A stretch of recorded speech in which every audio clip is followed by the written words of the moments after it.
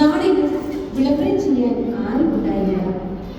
എന്നാൽ സ്വർഗ്ഗത്തിൽ ആഘോഷം അലയടി ചെയ്യുന്നുണ്ടായിരുന്നു. മാലാഖമാർ നൃത്തം വെച്ച് ആരംഭിച്ചു.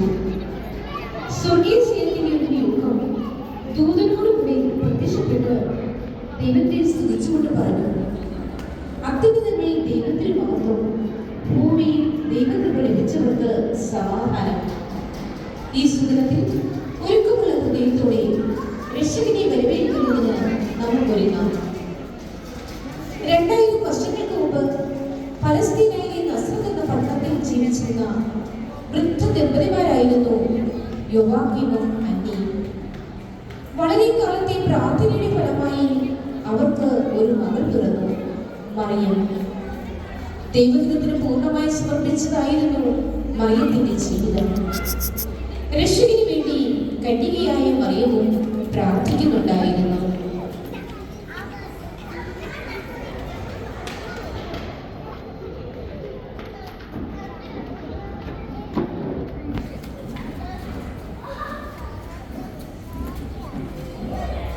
അത്യുന്നതനായ ദൈവമേ, പ്രവാചകന്മാർ വാഗ്ദാനം ചെയ്ത രക്ഷകനെ ഭൂമിയിലേക്ക് അയക്കാൻ ഇനിയും വൈകരുതേ. എൻ്റെ ഹൃദയം കർത്താവിനായി ദാഹിക്കുന്നു. എന്നും ഞാൻ അവിടുത്തെ മുഖാമുഖം കാണും.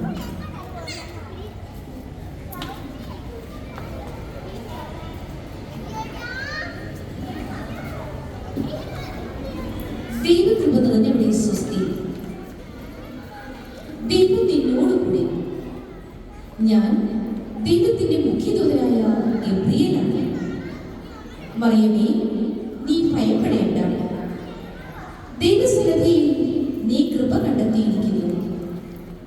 നീ ഗർഭം ധരിച്ച് ഒരു പുത്രനെ പ്രസവിക്കും. നീ അവന് യേശു എന്ന് പേരിടണം. അവൻ വലിയവനായിരിക്കും, അത്യുന്നതന്റെ പുത്രൻ എന്ന് വിളിക്കപ്പെടും. അവന് പിതാവായ ദാവീദിന്റെ സിംഹാസനം ദൈവം അവന് കൊടുക്കും. യാക്കോബിന്റെ ഭവനത്തിന്മേൽ അവൻ എന്നേക്കും ഭരണം നടത്തും. അവന്റെ രാജ്യത്തിന് അവസാനം ഉണ്ടാവുകയില്ല. ഇതെങ്ങനെ സംഭവിക്കും? ഞാൻ പുരുഷനെ അറിയുന്നില്ലല്ലോ. പരിശുദ്ധാത്മാവ് നിന്റെ മേൽ വരും.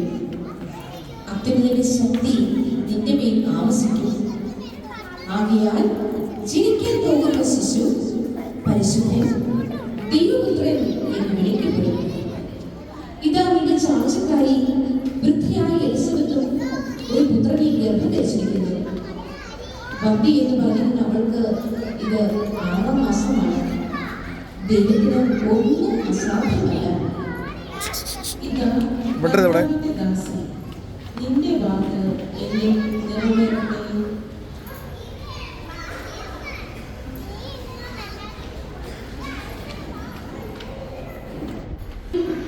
തന്റെ ഇളയനിയായ എലിസബത്തിനെ സന്ദർശിക്കാൻ യൂദയയിലെ മലമ്പ്രദേശത്തുള്ള ഒരു പട്ടണത്തിലേക്ക് തിടുക്കത്തിൽ യാത്ര പുറപ്പെട്ടു.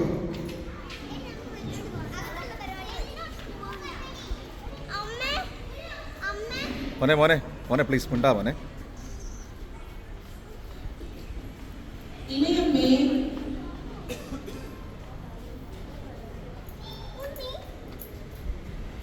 മറിയം, എത്ര കാലമായി നിന്നെ കാണാൻ ഞാൻ കൊതിച്ചിരിക്കുന്നു.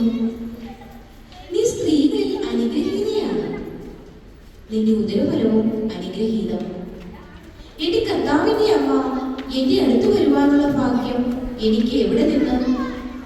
ഇതാ നിന്റെ അഭിവാദന സ്വരം എന്റെ ചെവികളിൽ പതിച്ചപ്പോൾ ശിശു എന്റെ ഉദരത്തിൽ സന്തോഷത്താൽ കുതിച്ചു ചാടി.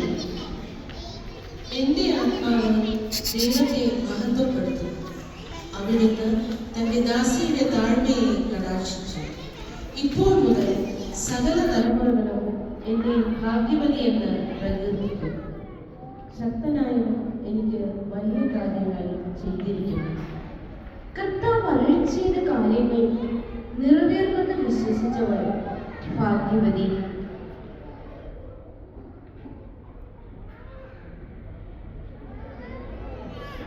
ദാവീദ് വംശത്തിൽപ്പെട്ട ജോസഫ് എന്ന തച്ചനുമായി മറിയത്തിന്റെ വിവാഹം നിശ്ചയിച്ചിരുന്നതിനാൽ കന്യകയായ മറിയം ഗർഭിണിയാണെന്ന വാർത്ത ജോസഫിൽ അസ്വസ്ഥത ഉളവാക്കി.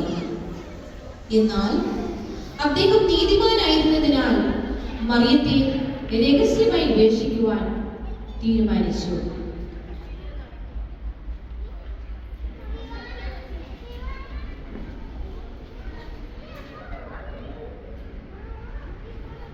ദാവീദിന്റെ പുത്രനായ ജോസഫ്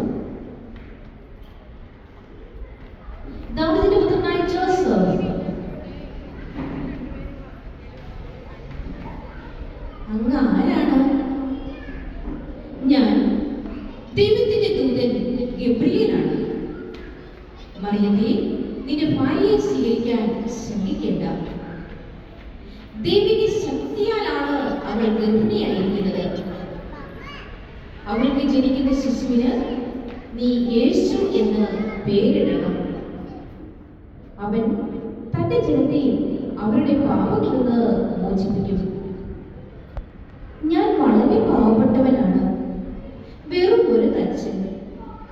ദൈവത്തിനെ പരിപാലിക്കാൻ എന്ത് യോഗ്യതയാണ് എനിക്കുള്ളത്? ദൈവം മനുഷ്യന്റെ ഹൃദയത്തെയാണ് പരിഗണിക്കുന്നത്, സമ്പത്തിനെയോ സ്ഥാനമാനങ്ങളെയോ അല്ല.